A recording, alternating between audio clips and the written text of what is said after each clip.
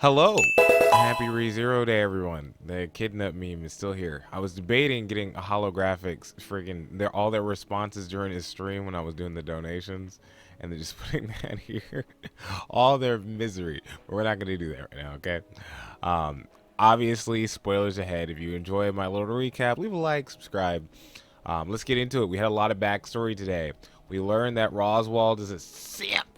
By that I mean he is really actually in love with Echidna, which is kind of obvious in the beginning, like when he was like, "We respect the witch here, sir. You will respect her." Oh, no, it was Amelia, ma'am. You will respect her name. We already had that like kind of going on. I don't know if it was implied that it was a romantic relationship, or at least romantic from one side. This might be a one-sided romantic relationship.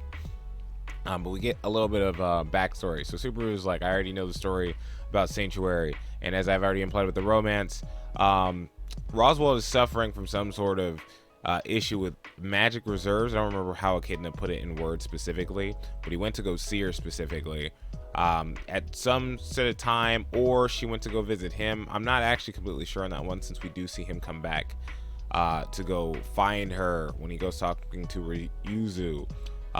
They specifically have a moment where he's like, "Hey, do you know the witch?" And so that's kind of a little different. So it might have been a little bit before that one.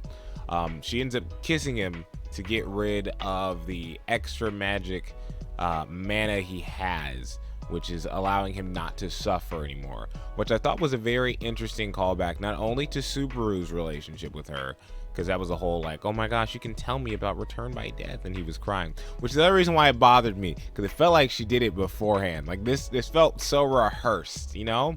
Like, it was a great moment for Subaru. I'm glad he got to express to somebody, but you keep your eyes out, man. Keep your eyes out. You're not the first. She'll say she loves you, but that doesn't mean it. It's terrible incel advice. Okay, wait.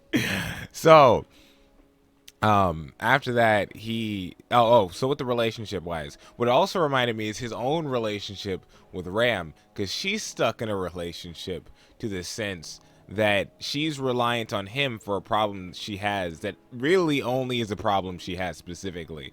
So in a way, we can almost get to a point where he might be in the same category, like, "Oh, I understand you as well," which is reinforcing Ram's kind of one-sided love. It's supposed to be two-sided, but now thanks to this episode, it makes me feel like it's more one-sided than two. Kind of relationship. So it's kind of a similar thing there.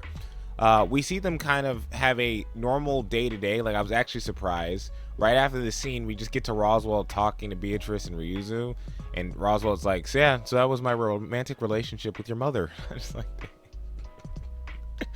this dude's a savage. He just not stop. This dude wants to be stepdad for real.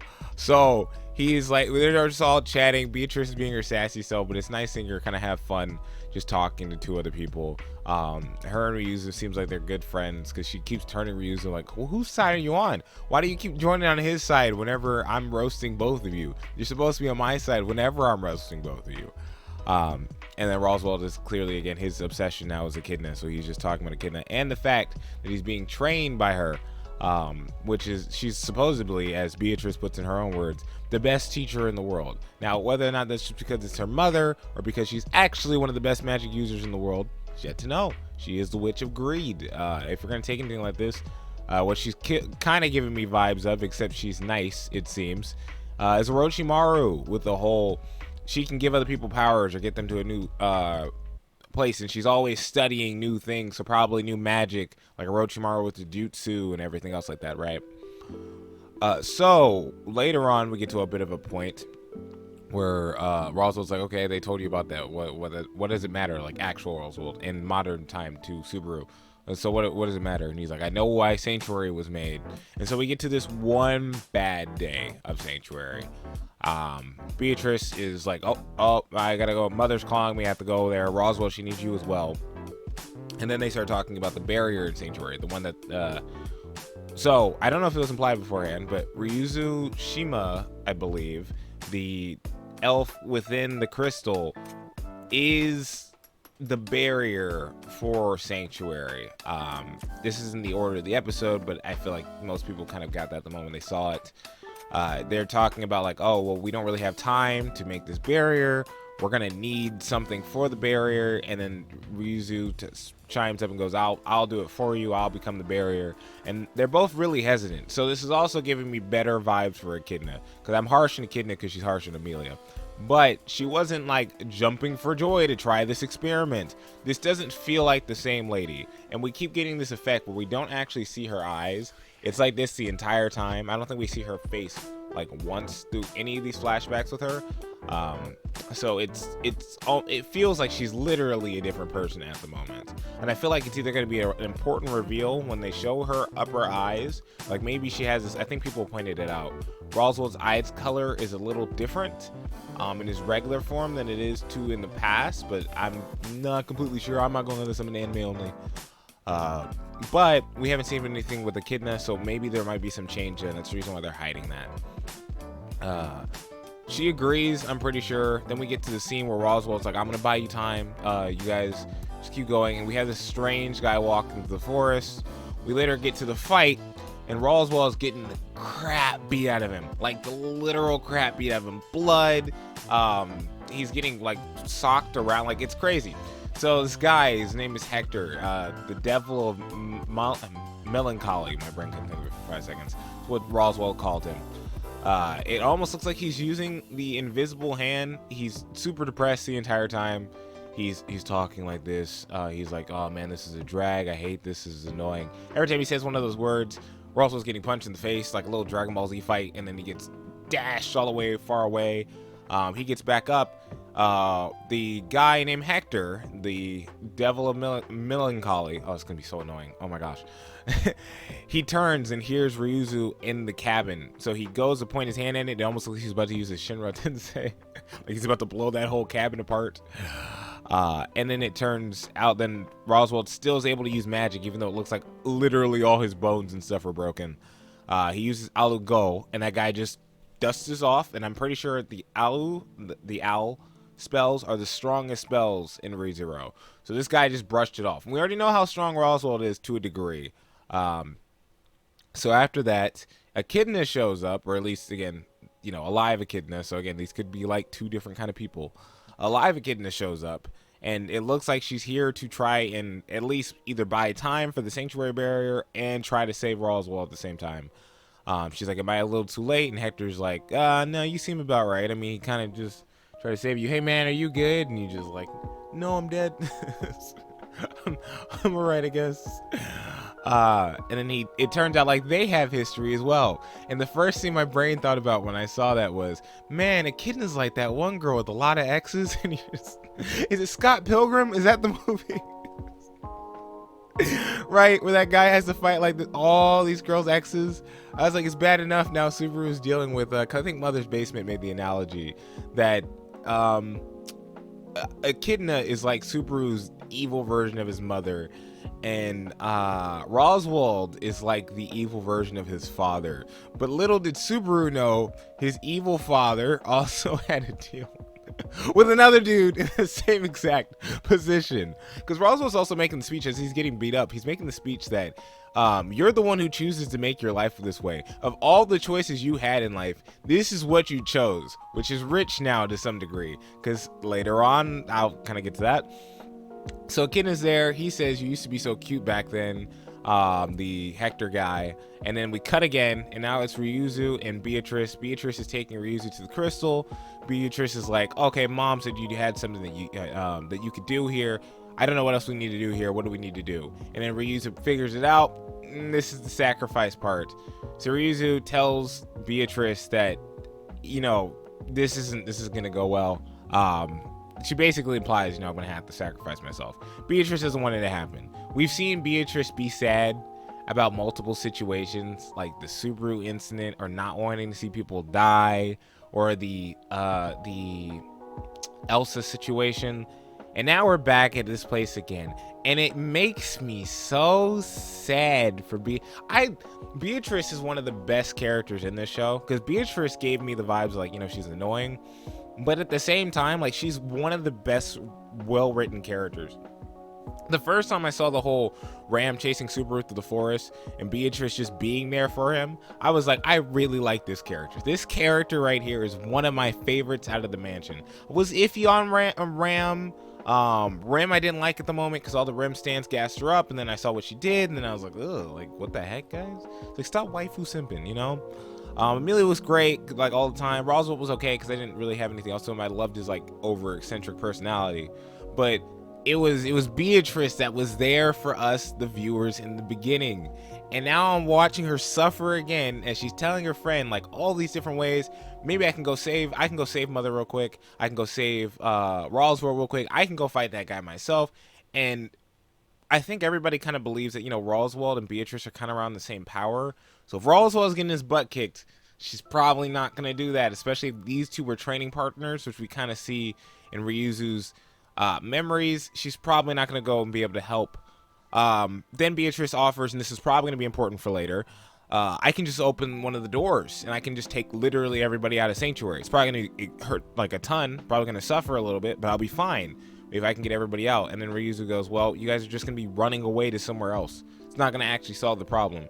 And he might just find you, and you guys don't have all the actual research you have here in Sanctuary. Clearly with like the giant crystal here, you'll have to restart all of that. So it's probably better I just do this. And then Ryuzu tells her not to eat too much candy, and then she goes walking to sacrifice herself. Beatrice grabs her, again, makes the same kind of offer again, and then Ryuzu just turns around with a tearful face, says thank you for the time that they had, and then she goes into the crystal. It's implied. And then after that, we go back to Subaru in modern day, and now we have Subaru and Roswaal. Subaru makes the point again to say, well, you should surrender. I already have the victory here. And then Roswaal's like, are you freaking kidding me, dude? He's like, you think because you have one pond here, after 400 years, I'm going to change my tune? Are you freaking kidding me? You have a pond, you have Garfield here. Garfield, who clearly didn't love his mother or family. And I was like, man, that's a dig right there, dude. He's really trying. He was trying to provoke him. I'm 100% sure he was trying to see if he can get Garfield to turn real quick. And he's like, you don't even love your mother. You spent 10 years doing all that whining for nothing. And then Garfield chimes up and goes, man, if you don't get out of here, one, why would I help the dude who just says I'm weak versus the dude who says I'm like the strongest guy and he needs me on his team? I respected that. That was great. That was some great writing right there. And then he was like, I wasn't running away. This is the first time in years I've actually faced my past, which is hilarious for a 14-year-old to say to a 400-year-old. What this is now kind of implying, right? Because Roswaal goes on a speech. He goes, I loved her, Echidna, clearly, with the bottom of my heart, and now my heart has been shattered into pieces ever since I've seen her, and ever since we've parted ways. And so Subaru's offering the fact, he's like, yeah, we know that you haven't changed, but like you can change by. It almost feels like he's kind of saying, like, if you faced your past now, you could change in a way that you'd need to. And Roswaal doesn't want to hear it. He starts going on after he's done bashing Garfield, after Garfield defends himself, and we're all like, good job, Garfield, good job. Like, Subaru and Otto are staring at him like, good job. And he's like, what the heck, you guys? He starts talking trash about Amelia. And he's like, you know, when she gets out here, she's going to be crying. She's going to be like, why did I ever even try to change? And then it's going to be up to you again. You're going to have your same girl doing the same thing all over again. And then Subaru's like, why is that all you ever see is the weakness in people's feelings and not the strength? And Roswaal's like, well, you get strength from seeing people's emotions for relying on others. But I know they're weak. They're helpless. They can't get anything they want or desire. And I feel like what he's doing is this is like the inverse of what Subaru did. Had he gone down the path of greed, Subaru would feel like everything is his job. And I feel like Roswaal is coming from that same place. I've been a person that can relate to the whole, if you don't do it yourself, nobody else is really going to do it. Like, you can't rely on other people to try to solve problems for you. But at the same time, I've had to learn with my own life that you have to have a certain extent of information and things that you can take from other people. People have valuable input. That's just the bottom line of it. And even if you feel like they're not going to help you in actions, you never know how they're going to help you with perspective, with seeing new things, with seeing things from different angles. Even if you don't want to experience or go down that road, people will allow you to see things you wouldn't be able to see yourself. So we now have a dichotomy between these two. they're both in the same position of being these kind of people who would just do whatever they need to for the person they love. That's what kind of sense they're in, right? But we know that I don't feel like Roswaal sees the value in other people as we see him putting a hand through Ram. I don't know why I said that like I was surprised. He literally put a hand through Ram. And Subaru does see the value of other people. He does see the strength in other people. He just didn't want to see them get hurt. So he kept jumping in the way. And they didn't like that. They didn't like that he was just killing himself over and over again without literally knowing he was killing himself over and over again to try to save them. Because to them, he's also important. So it also makes me think that he might also see Echidna this way as well. Not Subaru.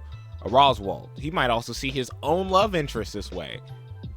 Like, you have to really imply, how far does this go, right? How far does this view of the world leak out? And by 400 years, I'm guessing it leaks everywhere. Again, we still don't know how he's been alive for 400 years, because it is him.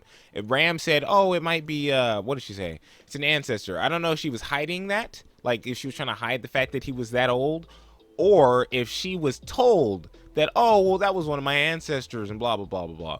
I'm wondering how this is going to affect Ram. Like, this is like the big character now for the last kind of turn. Like, she already kind of turned to help Otto get Garfield to go to Subaru, right?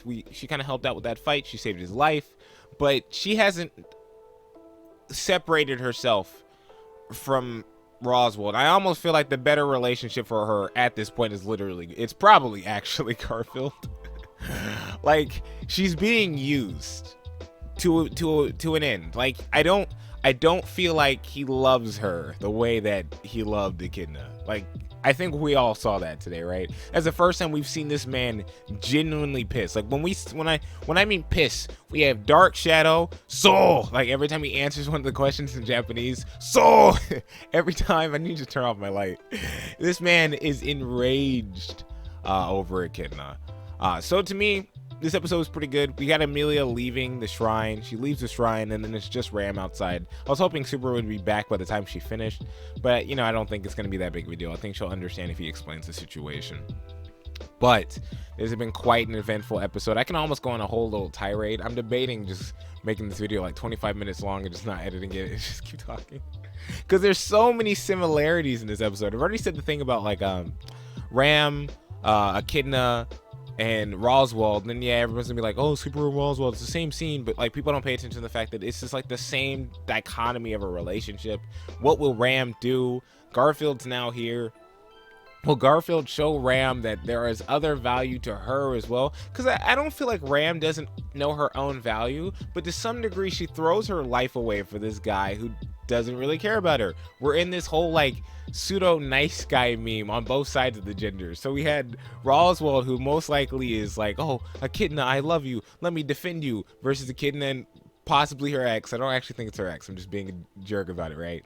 And then now we have Ram in the same position where she's like, oh my gosh, Roswaal, I'll do anything for you. And it's really just Roswaal and Echidna. And I don't know if he's going to actually... It'd be interesting to see if he's actually going to get any time to speak with her. Notice he's not allowed to go take the trial. So their relationship's already on a rocky foot, right? Because you would think she would let him take the trial to go see her. Because she let Subaru do it. I know Subaru kind of has like a pseudo clause around him because he's like witch related. But, I mean, you can make the same statement that Roswaal is witch related. So this is very interesting. We're in a very weird place. Forgot about the best part. I don't know how the freak I forgot about the best part. So, my favorite part about this episode is just one little moment. Is Subaru grabbing Roswaal by the collar and telling him off for all the crap he just said about Amelia and for the fact that nobody's been there for her. That was some respectable garbage. Everyone cringes at the night thing from earlier, but this was still kind of the same point Subaru was making beforehand in episode 15. What happened was he started introducing it with his own selfishness when he started defending himself. When he originally said, screw all that noise in the middle of the court, as cringy as it was, he was right. The fact that she is being ostracized for no reason of her own is not fair to her. what happened after that was, I'm the knight, blah blah blah blah blah blah blah blah, and he went on his whole little spiel. But watching him do that here to Roswaal the right way, grabbing him by the collar, because clearly Roswaal's also a little bit of an elf racist, just a little bit. I mean, just a tiny bit. He is defending her camp, but she's just a half elf. She will always be seen as a witch, one of the witch's kin, which is ironic since you're a witch lover. You know, I mean, you don't really have much room to talk there, huh? Yeah, no, that felt great. That was amazing. All right. If you have any theories, or you have anything down there, or any anime-only theories, leave them down in the comments below. If you like this video, leave a like, subscribe. Sorry if I'm rambling a bit or saying a lot of ums. I do that quite often when I'm doing these speeches. But I really do enjoy Rezero. This has been quite fun. This has been quite interesting. After Season 2's over, I'm going to try to read the light novel. I don't usually like to read much. But I'm going to have to change my tune just so I can catch up with freaking Arc 5, 6, and 7 by the time this is over. But I appreciate you. Thank you for joining the flock, and I'll catch you all later. Peace. Don't leave!